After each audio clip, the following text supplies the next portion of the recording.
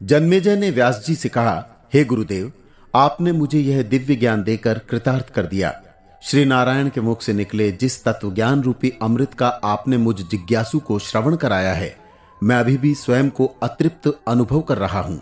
अतः आपसे अनुरोध है कि श्री नारायण ने नारद की अन्य जिज्ञासाओं का भी जिस प्रकार शमन किया, आप मुझे वह सब भी सुनाकर उपकृत करें।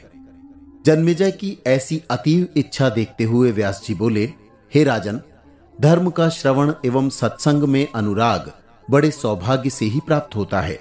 यह भावना स्वयं में ईश्वरीय कृपा एवं अनुकंपा से ही उपजती है, और ऐसे श्रद्धालु श्रोता को पाकर भी तो तत्वज्ञानी कृपणता बरतता है और गुहा ज्ञान को प्रकट करने में कोताही बरतता है। वह महापाप का भागी होता है। मैं उस पाप का भागी नहीं बनूंगा। अब ध्यान पूर्वक सुने। मैं आपको श्री नारायण प्रभु एवं मुनि नारद के बीच हुई बातचीत के शेष अंश को सुना रहा हूं। नारद ने श्री नारायण से कहा, हे सनातन ब्रह्म स्वरूप, भूत भविष्य का ज्ञान रखने वाले प्रभु, आपसे देवी भगवती के विभिन्न स्वरूपों, देवद्रोहियों की उनके द्वारा अगति, देवताओं के अधिकार को पुनः प्राप्त करने के पश्चात यह इच्छा स्वतः ही जाग उठी है। आप मुझे सदाचार के बारे में, उसके स्वरूपों और फल के बारे में समझाएं। जिस कार्य एवं आचरण करने मात्र से देवी भगवती प्रसन्न होती है, जिससे मनुष्य में बुद्धि, बल, विद्या, आयु, यश एवं वैभव की वृद्धि होती है, उस सदाचार के अंतर्गत कौन से कर्म आते हैं, उसका क्या विधान है, कृपया विस्तार से समझाएं। नारद की इस प्रकार सदाचार के स्वरूप में जिज्ञासा होने को देखकर श्री नारायण बोले, विप्रवर, प्रातःकाल आलस्य त्याग कर सवेरे उठने से रात्रि शयन तक मनुष्य द्वारा किए गए सभी अच्छे काम को ही सदाचार कहते हैं। वस्तुतः काम के 3 रूप हैं, नित्य, नैमित्तिक एवं काम्य। इनको करते समय मनुष्य को ध्यान रखना चाहिए कि माता पिता, पुत्र, पत्नी आदि के प्रतिधर्म का अतिक्रमण न हो जाए, क्योंकि ये संबंध व्यक्ति के स्वार्थ के संबंध हैं। अंत में मनुष्य को अकेले ही गति होती है। संबंधी पीछे छूट जाते हैं और वह अकेले ही अपने किए दुराचरणों एवं कुकृत्यों का फल भोगने को बाध्य होता है। उस समय उसके सत्कर्म ही उसको मुक्ति दिला सकते हैं तथा उसे आश्वस्त करके धीरज बंधाते हैं। हे देवर्षि, जिस भौतिक सुख, धन एवं संपत्ति के लोभ में व्यक्ति करणीय का ख्याल नहीं करता है, वह विवेकहीन और पथ भ्रष्ट होकर पतन को प्राप्त होता है। वह छली, कपटी, धूर्त एवं मिथ्याचारी हो जाता है। वह जोड़ा गया धन भूमि में ही गड़ा रह जाता है। व्यक्ति अपने सगे संबंधियों, माता पिता, पुत्र, पत्नी आदि को अपना समझकर उनके सुख दुख में स्वयं सुख एवं दुख अनुभव करता है। वे भी उसको मृत्यु पर शमशान तक ही साथ देते हैं। वे प्रियजन जिनके लिए उसका एक क्षण भी प्रिय एवं सुखकारी होता है, वे ही मृत्यु के बाद यथाशीघ्र उसे घर से बाहर कर शमशान भूमि में ले जाकर दाह संस्कार करके मुक्त हो जाना चाहते हैं। सोचने की बात यह है कि जिस शरीर की मनुष्य इतनी देखभाल करता है, जिसके पोषण के लिए दिन रात लगा रहता है, जिसके थोड़ा सा रुग्ण होते ही वह बेचैन हो जाता है, वह शरीर भी अंत में साथ नहीं जाता। और इस प्रकार सृष्टि का कोई भी जड़ या चेतन पदार्थ मनुष्य का आखिर तक साथ नहीं देता है। मनुष्य का असली साथी तो उसका धर्म ही है। इस धर्म का संबंध सदाचार से होता है। वेदों में इसलिए कहा है, आचारः परमो धर्मः। धर्म की परिभाषा सदाचार के रूप में की गई है। सदाचार की महिमा का वर्णन नहीं किया जा सकता। सदाचार से मनुष्य दीर्घायु, गुणी संतान, सुख वैभव को प्राप्त होता है, जबकि दुराचरण से इसके विपरीत लोक निंदा, दुख भोग तथा संतान नाश जैसे दुखों को भोगता है। हे नारद, आचरणहीन मनुष्य को वेद भी पवित्र नहीं बना सकते। वह पापी इस लोक में ही नहीं, परलोक में भी नरक का भागी होता है। हे नारद, सदाचार के महत्व को ध्यान में रखते हुए तुम्हें उसके करणीय, अकरणीय अथवा सदाचार एवं दुराचार को जानने के पश्चात इसके निर्णय की कसौटी जानना और भी आवश्यक है। वेदशास्त्र धर्म के नेत्र हैं एवं पुराण उसका हृदय। इन तीनों द्वारा प्रतिपादित आचरण ही सदाचार है। इसमें यदि पुराण और शास्त्र में मतभेद लगे तो पुराण की अपेक्षा शास्त्र का प्रमाण मानना चाहिए। इसी प्रकार शास्त्र एवं वेद में भेद लगे तो वेद सम्मत आचरण को प्रमाण मानना चाहिए। तंत्र मंत्र भी वेद सम्मत होने पर ही प्रमाण है, अन्यथा नहीं। वेद के विरुद्ध जहां भी जो कुछ उपलब्ध हो अप्रामाणिक, अविश्वसनीय एवं अग्राह्य मानना चाहिए। और यह विधान है कि वेद विरुद्ध तंत्र एवं मंत्रों को मानने वाले घोर पातक का फल पाते हुए नरक में जाते हैं। यह कह सकते हैं कि वेद विरुद्ध आचरण ही सब पापों में पाप एवं सबसे बड़ा दुराचरण है।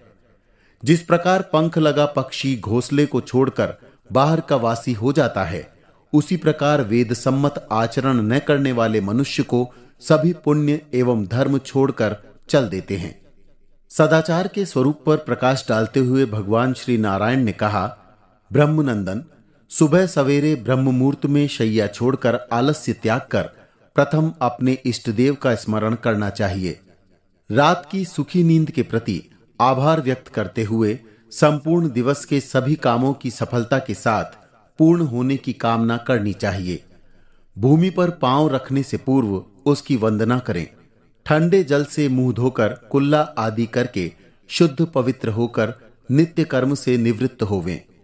ऐसे में यज्ञोपवीत कान पर रखें।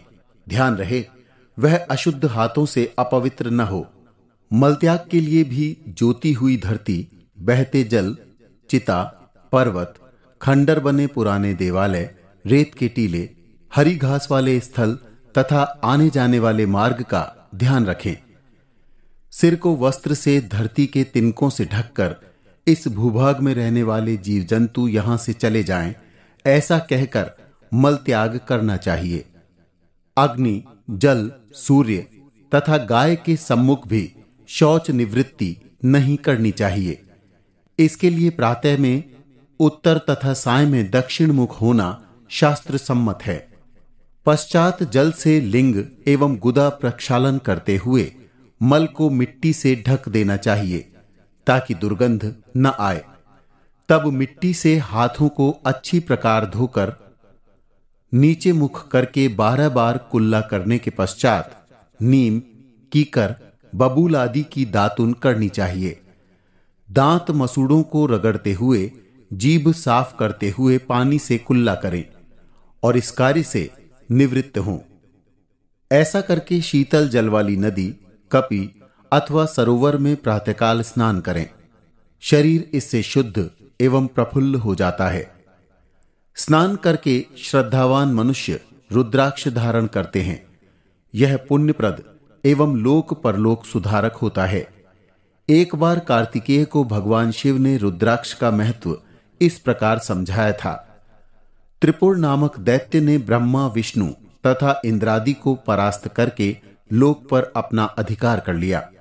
ऐसे में व्याकुल देवों ने शिवजी के पास जाकर करुण गाथा सुनाई। शिवजी ने विचार किया, किस दिव्य, अमोघ एवं अभूतपूर्व अस्त्र से त्रिपुर का विनाश किया जा सकेगा। इसी सोच में उनकी समाधि लग गई। सहस्रों वर्ष बाद उनके आकुल नयनों से अश्रु निकल पड़े। उनसे ही रुद्राक्ष वृक्ष उत्पन्न हो गए। शिवजी के उपरांत उनकी अनुमति से ही चंद्र, सूर्य, अग्नि आदि की दृष्टि पड़ी, जिससे कि रुद्राक्ष भिन्न वर्ण के हो गए। ब्राह्मण को श्वेत वर्णी, क्षत्रियों को रक्त वर्णी, वणिक को मिश्रित वर्णी एवं शूद्र को श्यामवर्णी रुद्राक्ष माला में धारण करने चाहिए। साधक को अपने वर्ण के अनुरूप रंग वाली रुद्राक्ष की माला इस प्रकार गूंथनी चाहिए कि ऊपर सुमेरु हो और उसके ऊपर जैसे नागपाश बंधन हो। इसको पंचगव्य एवं शिव मंत्र से अभिमंत्रित जल से धोकर मूल मंत्र का उच्चारण करते हुए माला को शुद्ध भूमि पर रखें और उसके ऊपर मां भगवती सहित शिव को स्थापित कर यह प्रार्थना करें कि यह माला सभी मनोवांछित कामनाएं पूरी करे। ऐसी सिद्ध माला को गले में डालने से मनुष्य देवतुल्य तथा स्थिर बुद्धि वाला हो जाता है। रुद्राक्ष को धारण करने वाला अपना ही नहीं, अपने कुल का भी उद्धार करता है। रुद्राक्ष धारण करने वाले मनुष्य तो क्या, पशु तक का भी उद्धार हो जाता है। रुद्राक्ष धारण करने के संदर्भ में शिवजी महाराज स्कंद जी से बोले, एक बार विंध्याचल पर्वत पर रुद्राक्षों के भार को ढोता हुआ गधा थककर रास्ते में ही गिरकर मर गया। जब उसको यमराज के दूत अपने लोक में ले जाने लगे तो मेरे दूत मेरे आदेश पर मेरे लोक में ले आए और इस प्रकार वह अनेक वर्षों तक मेरे लोक में रहा। हे षडानंद, जब अनजाने में रुद्राक्ष का सेवन करने वाले पशु को भी मैं अपनी शरण में ले लेता हूं तो ज्ञान भावना एवं श्रद्धा से सेवन करने वाला तो मुझसे कितना कृतकृत्य होता होगा, इसकी कल्पना आप स्वयं कर सकते हैं। रुद्राक्ष के सेवन से तो घोर पापियों के पाप भी नष्ट हो जाते हैं एवं उनका कल्याण हो जाता है। हे पार्वती नंदन, एक समय की बात है कि अयोध्या में गिरिनाथ नामक धनवान एवं धर्मपरायण ब्राह्मण रहता था। उसका पुत्र गुणनिधि नाम का ही नहीं, स्वभाव का भी गुणी एवं अत्यंत सुंदर तथा आकर्षक भी था। गुणनिधि के गुरु सुधिष्णु की पत्नी मुक्तावली उसके आकर्षक रूप पर मुग्ध हो गई। उसके मन में पाप समा गया। मुक्तावली ने गुणनिधि के साथ निष्कंटक काम तृप्ति में सुधिष्णु को बाधक जानकर योजनाबद्ध रूप में विष देकर उसकी हत्या कर दी। गुणनिधि ने अपने माता पिता के भय से उनकी भी हत्या कर दी तथा अपने घर की समस्त धन संपदा लेकर एक अन्य दूर नगर में मुक्तावली के साथ सुख विलास पूर्वक रहने लगा। मद्यपान एवं भोग विलास में अनुरक्त रहने के फलस्वरूप संचित संपदा समाप्त प्राय हो गई। वह धन पूर्ति के लिए चोरी डकैती करने लगा। मुक्तावली भी सद्गृहस्थी की भूमिका पालन करते हुए सिद्धहस्ता अपने पति के साथ सहयोग करते हुए डाका डालने लगी एवं पथिकों का वध करने लगी। कुछ समय पश्चात गुणनिधि की मृत्यु हो गई। यमदूत उसे लेने पहुंचे।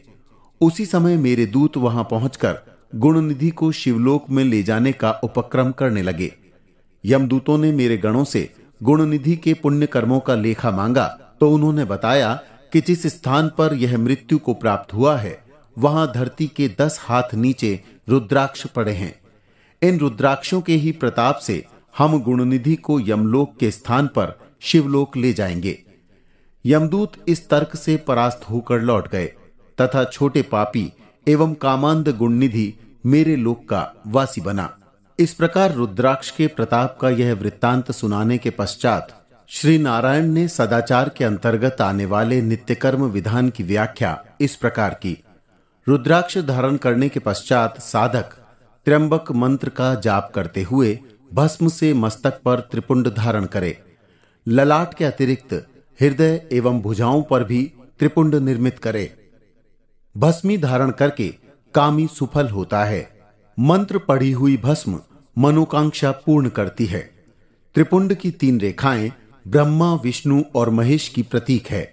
इस तरह यह त्रिमूर्ति का प्रतिरूप हो जाता है। श्री नारायण ने भस्म की महत्ता समझाते हुए नारद जी को एक और वृत्तांत सुनाया। एक बार माथे पर भस्म का त्रिपुंड लगाए और शरीर पर भस्म रमाए मुनि दुर्वासा यमलोक को गए। यमराज की कुशल क्षेम पूछने पर उन्होंने पूरी यमपुरी घूम डाली। घूमते हुए दुर्वासा मुनि जब कुंभीपाक नरक में पहुंचे तो यमदूतों को यह देखकर घोर आश्चर्य हुआ कि भयानक यातना सहने वाले वासी एकाएक कष्टों से मुक्त हो गए, स्वर्गलोक के निवासियों की भांति ही सुख भोग रहे हैं। यमदूतों ने जब इस रहस्य का यमराज से कारण जानना चाहा तो यमराज ने कहा, मेरे हितैषियों, यह सब प्रताप मुनि दुर्वासा के शरीर से गिरी मंत्र पूजित भस्म कणों का है। ये कण जहां भी गिरेंगे वह स्थल स्वर्ग समान हो जाएगा एवं वहां के वासी स्वर्गिक आनंद का भोग करेंगे। इसके पश्चात यमराज ने उन्हें स्थायी आदेश दिया कि अब कभी मंत्र पूजित भस्म एवं त्रिपुंडधारी को यमलोक में आने की सुविधा न दी जाए। अपने मूल विषय सदाचार के विधान की चर्चा करते हुए श्री नारायण ने कहा, विप्रवर, भस्म धारण करने के पश्चात साधक को संध्या उपासना करनी चाहिए। इसमें गायत्री मंत्र के जप का बहुत महत्व है। देवी भगवती जगदम्बा प्राणायाम पूर्वक गायत्री जाप से शीघ्र ही प्रसन्न एवं कृपालु हो जाती है। मनुष्य के लिए भगवती की प्रसन्नता से अधिक और साध्य क्या हो सकता है। जप से पूर्व साधक को चाहिए कि वह सर्वप्रथम मां भगवती का आह्वान करे। आगच्छ वरदे देवी गायत्री ब्रह्म रूपिणी जयानुष्ठान सिद्ध्यर्थ प्रविशय हृदयम मम।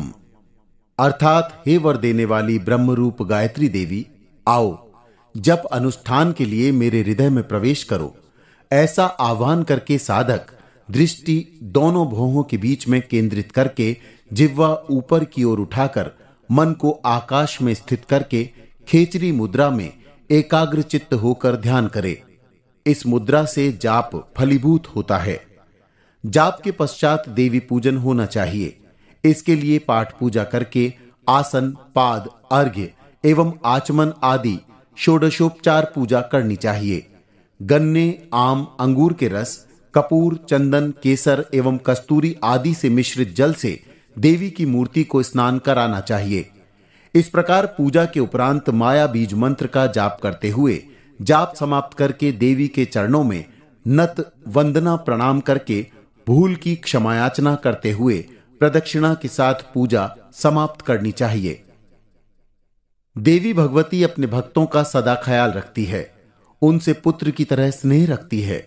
एक बार हिमालय के ही किसी क्षेत्र में पैदा हुआ चक्रवाक पक्षी अनेक स्थानों का भ्रमण करते हुए काशी जा पहुंचा और क्षुधा पूर्ति के लिए देवी अन्नपूर्णा के मंदिर में आ गया।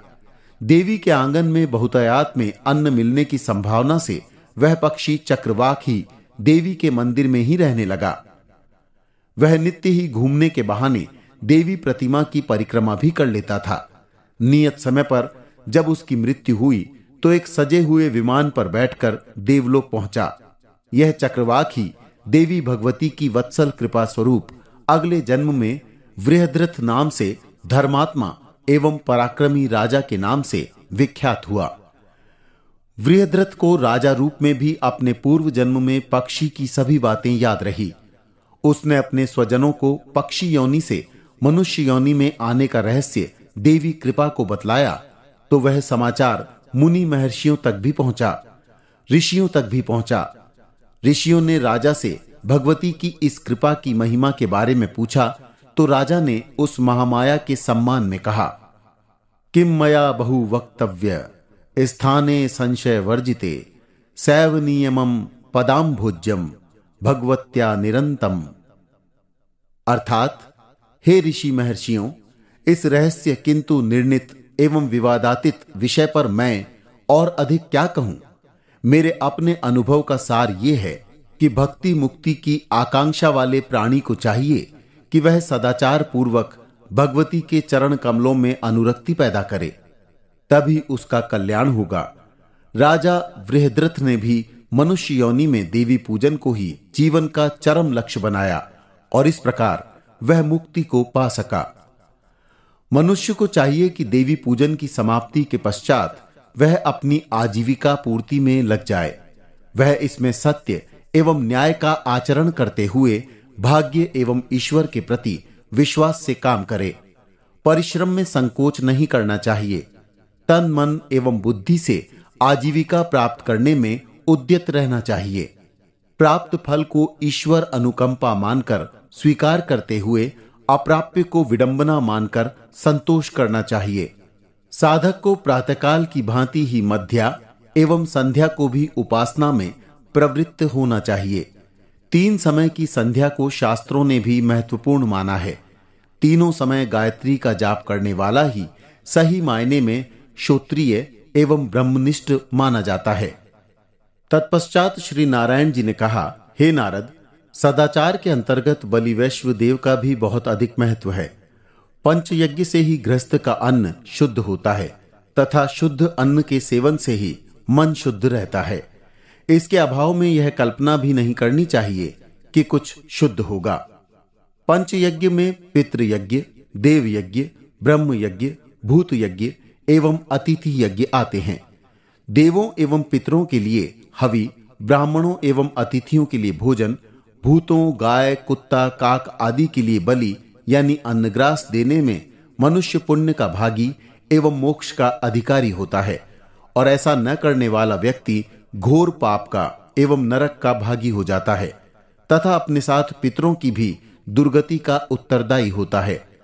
अतः सदाचारी को चाहिए कि पंच यज्ञादि को करते हुए न्याय से आजीविका चलाते हुए अपने को सुखी करे। 12 स्कंध। सदाचार के महत्व की चर्चा होने के पश्चात श्री नारद ने भगवान श्री नारायण से कहा, हे देवादिदेव, अपनी सुविधा के अनुरूप अब आप तत्काल देवी को प्रसन्न करने का सरलतम साधन भी बताने की कृपा करें।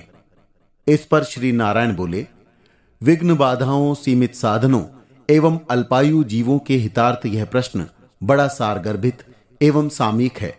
मैं तुम्हारी लोक भावना से हूं, अतः सुनो। यह तो तुम्हें ज्ञात हो ही गया है कि गायत्री का जाप सभी साधनों, पूजा पद्धतियों, व्रत उपवासों, तीर्थों, दान पुण्यों से सरल एवं उत्तम साधन है। यही नहीं, वास्तव में गायत्री सभी मंत्रों में शिरोमणि भी है। अपने अर्थ गांभीर्य की दृष्टि से गायतम त्रायते इति गायत्री अर्थात गाने, उच्चारण करने वालों की रक्षा करने वाला यह मंत्र जाप करने वाले के सभी कष्ट, पाप एवं ताप दूर करके शांति देता है। इससे सरल एवं सुगम अन्य क्या हो सकता है। मात्र इसके जाप से ही देवी महामाया भगवती कृपालु होकर कृतकृत्य करती है। भक्त को भक्ति एवं मुक्ति दोनों का ही लाभ होता है। सभी तत्वज्ञानी यह रहस्य जानते हैं कि ब्रह्मा, सरस्वती, सावित्री, वैष्णवी, रौद्री, लक्ष्मी आदि शक्ति भगवती के ही विभिन्न रूप हैं। कहीं यह हंसवाहिनी है, कहीं सिंह वाहिनी, कहीं कमल वाहिनी, कहीं वृषभ वाहिनी, कहीं पृथ्वी पर अवस्थित है तो कहीं गरुड़ पर आरूढ़ है। यही वरदा संध्या है, प्रकृति है, गंगा है, यमुना कावेरी भी यही है। मनुष्य में प्राण शक्ति भी यही है। यही सर्वव्यापी, अति, सर्वस्थिति, सर्वांतर्यामी है, जिसे गायत्री मंत्र से साधक द्वारा किसी भी रूप में पाया जा सकता है। जो इसका श्रद्धा से जाप करता है वही अभीष्ट हो जाता है। पूर्वोक्त वृत्तांत सुनाने के पश्चात व्यास जी ने जन्मेजय से कहा, हे कौन्तेय, ऐसा कहते हुए श्री नारायण मौन हो गए। नारद ने श्रद्धा एवं विनम्रता पूर्वक नत होकर उन्हें प्रणाम किया, प्रदक्षिणा की एवं अनेक प्रकार से स्तवन करके उनसे अनुमति लेकर देवी दर्शन की इच्छा से तप करने चले गए। स्वयं नारायण भी ध्यान में समाधिस्थ हो गए। समस्त वृत्तांत को सुनने के पश्चात जिज्ञासु जन्मेजय ने व्यास जी से पूछा, गुरुवर, श्री नारायण जी ने सभी द्विजातियों के लिए भगवती महामाया जगदम्बा की आराधना को श्रेष्ठ कहा है तथा गायत्री जाप को सहज एवं मार्ग प्रतिपादित किया है। तो हे गुरुश्रेष्ठ, इस संसार में अनेक मत मतांतरों एवं विचारधाराओं के लोग शैव, वैष्णव, शाक्त, गाणपत्य, कापालिक, बौद्ध, चारवाक और दिगंबर आदि सभी की आस्था गायत्री के जाप में कैसे हो सकती है। व्यास जी ने कहा, हे राज, मैं पहले ही बता चुका हूं कि इस चल अचल जगत में जहां ब्रह्मा, शिव, विष्णु भी भवानी जगदम्बा की शक्ति से ही सामर्थ्यवान बने हैं, नास्तिकों एवं अनिश्वरवादियों की तो बात ही छोड़िए, श्रद्धालु एवं आस्तिक जनों के लिए भी तो यह अटल सत्य है कि देवी ही सब कुछ है, उससे परे कुछ नहीं। यह सृष्टि उसी के संकेत से निर्देशित एवं संचालित होती है। सृष्टि की उत्पत्ति, स्थिति एवं प्रलय उसी से निर्दिष्ट है। सूर्य, चंद्र, इंद्र, अग्नि, वरुण आदि सभी देव उसी के अभिकर्ता या एजेंट हैं। उसी की नियामिका शक्ति भगवती है। अतः यह तथ्य जान लेने पर शेष सभी संशय स्वयं सुलझ जाते हैं। हे राजन, एक रहस्य और बतलाता हूं। देवी का यह कथन है कि मेरा कोई भक्त, स्त्री या पुरुष, मेरे किसी भी ईश्वरीय रूप में अनुरक्त होकर जब मेरा ध्यान अर्चन करता है, मैं उस पर उसी रूप में प्रसन्न होकर उसे तुष्ट करती हूं। इस तरह किसी भी इष्ट देव की पूजा देवी प्रतिमा की पूजा है, भगवती जगदम्बा की ही पूजा है। इसलिए यहां रूप विभाजन विवाद का विषय ही नहीं है। देवी को भक्ति चाहिए, चाहे वह उसके किसी भी रूप की क्यों न हो। अतः हे राजन, जब भी देवता इस सत्य को भूल जाते हैं कि उनकी शक्ति का मूल स्रोत जगदीश्वरी भगवती है, तभी उन्हें श्रीहीन एवं दुखी होकर भटकना पड़ता है। वस्तुतः प्रभुता व्यक्ति को मदोन्मत्त, दंभी एवं सत्य विमुख बना देती है। इसी के कारण उसे दुख उठाने पड़ते हैं। देवी की स्तुति आराधना से भक्त इस सत्य से विमुख होने से बचा रहता है। जब कभी मधुधत्त अभिमानी दैत्यों ने युद्ध में देवों को जीतकर स्वर्ग पर अपना अधिकार कर भी लिया, तो देवता ब्रह्मा, विष्णु, महेश को लेकर भगवती जगदम्बा की शरण में गए। उस समय देवी ने सदा प्रसन्न होकर उन पर कृपा की एवं ऐश्वर्य संपन्नता से पुनः संयुक्त किया। इसमें जब भी ब्रह्मा, विष्णु या महेश ने महामाया भगवती की शक्ति को भुलाकर अहंकारवश स्वयं को ही उत्पत्ति, स्थिति एवं प्रलयंकारी समझ लिया, दैत्यों पर विजय में भी अपना ही प्रताप मानने लगे, तो उस समय अपने भक्तों पर कृपालु भगवती ने यक्ष के रूप में अवतरित होकर उनकी रक्षा की। यक्ष के करोड़ों सूर्यों के समान तापमय तेज को देखकर तथा अग्नि के समान प्रकाश और असंख्य विद्युत पिंडों के समान आभा देखकर देवता अचंभे में पड़ गए। विशेष बात यह थी कि यक्ष के हाथ पैर नहीं थे, फिर भी उसने सबका ध्यान अपनी ओर खींच लिया था। सभी देव उसके प्रति जिज्ञासु एवं उत्सुकता पूर्वक देखने लगे। देवताओं की इस उत्सुकता को देखते हुए इंद्र ने अग्नि को यक्ष का परिचय जानने के लिए भेजा। अग्नि के परिचय जानने की इच्छा को देखकर सर्वप्रथम यक्ष ने ही अग्नि से उसका परिचय पूछा। अग्नि ने अभिमान एवं दर्प में अपने को समस्त भूमंडल पर उपस्थित पदार्थों को भस्म करने वाली प्रचंड अग्नि कहा। यक्ष ने तिनके को जलाकर उसकी शक्ति का प्रमाण मांगा। अग्नि की पूरी शक्ति के बाद भी जब वह तिनका न जला तो वह हतप्रभ रह गया, क्योंकि वह तो एक तिनका भी नहीं जला सका था। इस प्रकार अग्नि लज्जित होकर इंद्र के पास लौट गया। उसने अपनी असफलता से देवताओं को परिचित कराते हुए भगवती महामाया जगदम्बा की महिमा स्वीकार करने के लिए कहा। इंद्र ने इस पर विचार करके वायु को यक्ष के पास भेजा। यक्ष द्वारा वायु के परिचय पूछे जाने पर जब उसके द्वारा सारी सृष्टि को हवा में उड़ा देने की सूझी, तो वायु के द्वारा एक तिनका भी हवा में न उड़ सका। फलतः वायु भी निराश लौट आया। इसके पश्चात स्वयं इंद्र देवताओं के अनुग्रह पर यक्ष का परिचय पूछने गए। यक्ष अंतर्ध्यान हो गया। उस समय आकाशवाणी से इंद्र को संदेश सुनने को मिला कि माया बीज मंत्र का जाप करो।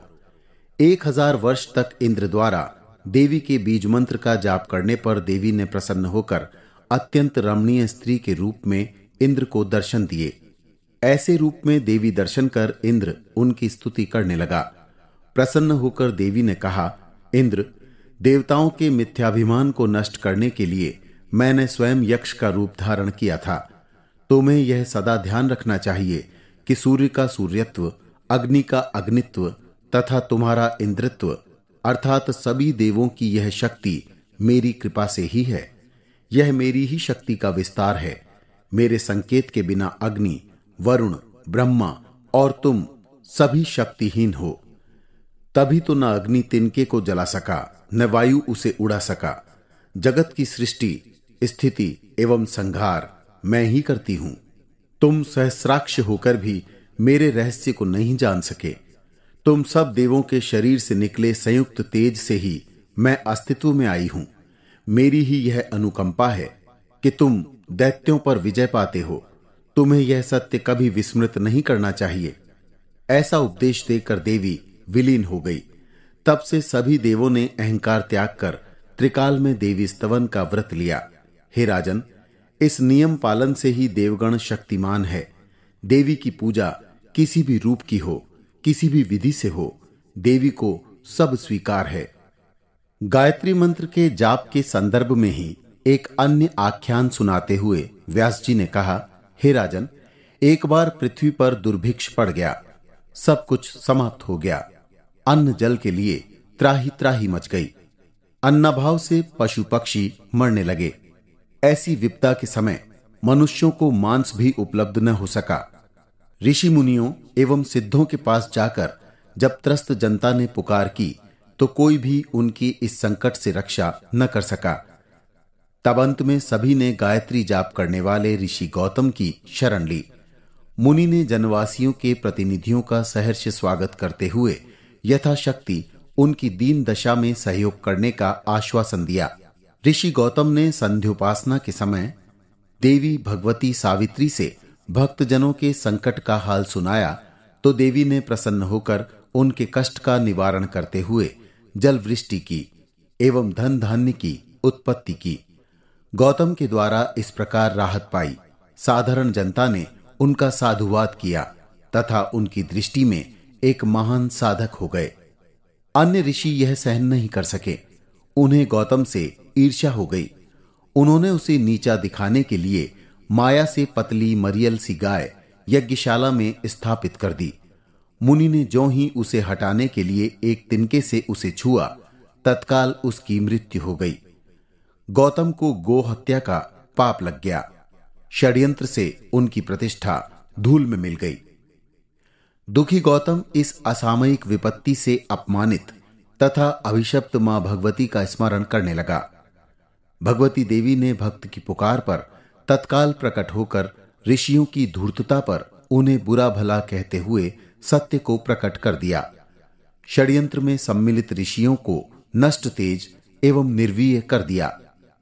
व्यास जी ने कहा, हे राजन, कलयुग में जन्मे कापालिक, कौल, जैन, बौद्ध रूप में उत्पन्न ये ऋषि वे ही नष्ट तेज, कपटी और ईर्ष्यालु थे। देवी पूजा का इनका विरोध पूर्व जन्म के संस्कारवश है, वरना देवी तो सभी लोगों द्वारा पूज्य एवं सबकी रक्षा करने वाली है। इस तरह श्रद्धालु ऋषियों को ये समस्त वृत्तांत सुनाते हुए सूत जी बोले। व्यास जी ने राजा जन्मेजय की सभी शंकाओं का निवारण करके उन्हें ब्रह्म देवी के बीज मंत्र को ग्रहण कराते हुए सुखी जीवन का आशीर्वाद दिया। जन्मेजय ने वह मंत्र ग्रहण करके विधिपूर्वक देवी पूजन करते हुए कुमारिकाओं, ब्राह्मणों एवं ब्रह्मचारियों को अन्न धानादि देकर तुष्ट किया। राजा की पुरोहितों को दक्षिणा देकर पूजा की समाप्ति के तत्काल बाद नारद जी प्रकट हुए। उनका यथोचित स्वागत करते हुए जन्मेजय ने उनके आगमन का कारण पूछा तो नारद जी ने कहा, राजा परीक्षित दिव्य रूप को प्राप्त होकर पाप मुक्त होकर एक सुसज्जित विमान पर आरूढ़ होकर देवी लोक में देवी का सानिध्य पा गए हैं। लगता है तुमने देवी भागवत पारायण संपन्न किया है, तभी उसके प्रताप से राजा का इतनी शीघ्र नरक से उद्धार हो गया, अन्यथा किसी भी साधन से किसी को इतना शीघ्र मुक्ति कहां। सत्य ही तुम्हारा जीवन सफल हो गया है। तुम जैसे होनहार एवं कर्तव्य पालक पुत्र को पाकर ही पिता वास्तव में पुत्रवान होते हैं।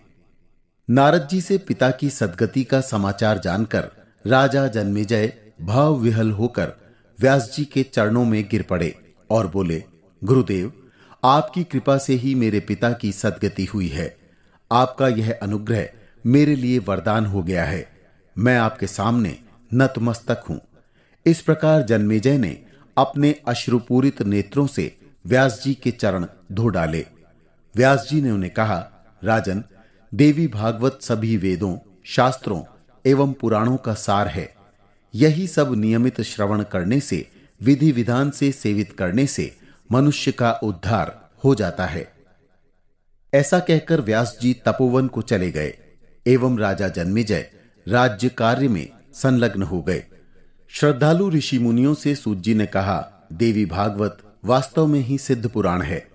प्रलय के अंत में वन वृक्ष के नीचे लेटे बालमुकुंद रूप में स्थित विष्णु को स्वयं भगवती ने इसे सूत्र रूप में सुनाया। विष्णु से ब्रह्मा जी ने बीज मंत्र पाकर 100 करोड़ श्लोकों में इसका विस्तार किया। व्यास जी ने इसे शुकदेव जी के लिए 12 स्कंधों एवं 18,000 श्लोकों में संक्षिप्त करके सारे तत्वज्ञान को इसमें समा दिया। इसके समान क्षमता वाला अन्य ग्रंथ नहीं। इसके नवान पारायण से अश्वमेध एवं भूदान से भी अधिक फल मिलता है। बंध्या पुत्रवती, कुमारी मन इच्छा का वरण करने वाली, मूर्ख ज्ञानी, दरिद्र अवेलना को प्राप्त हुआ प्रतिष्ठित होकर संतुष्ट होता है। भागवत पुराण पारायण जिस घर में होता है वहां रोग, शोक, चिंता, व्याधि या यमदूत कभी नहीं आते। यही नहीं, क्या वैष्णव, क्या शाक्त, क्या शैव, सभी उपासकों के लिए यह समान रूप से स्तवन करने योग्य है। इस पुराण के प्रति अश्रद्धा रखने वाला घोर कष्ट का भागी एवं नरक का वासी होता है। सूत जी द्वारा प्रबोधित मुनियों ने श्रीमद् देवी भागवत को सुनाने वाले सूत जी को प्रणाम किया और ऋषि को इसके लिए धन्यवाद दिया। सूत जी इसके पश्चात तीर्थाटन को चले गए। ऋषिगण देवी महिमा में लीन अपने अपने आश्रम में लौट आए। वे सभी ऋषिगण देवी पुराण के श्रवण के पश्चात जीवन पर्यंत वर्ष भर में 2 बार नवान पारायण करते रहे। उनका वर्तमान जीवन पूर्ण सुख एवं उल्लास में बीता। देहावसान के पश्चात वे देवी लोक के वासी बने।